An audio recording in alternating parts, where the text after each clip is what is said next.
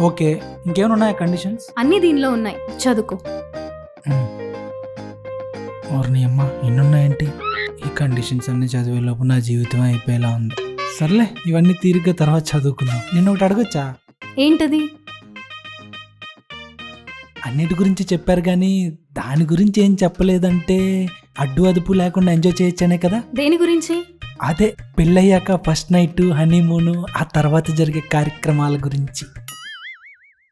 Monthly once only, అది కూడా నా మూడ్ని బట్టి. మరి మాకు మూడు వచ్చినప్పుడు ఏం చేయాలి? సింగిల్గా ఉన్నప్పుడు ఏం చేస్తున్నావు?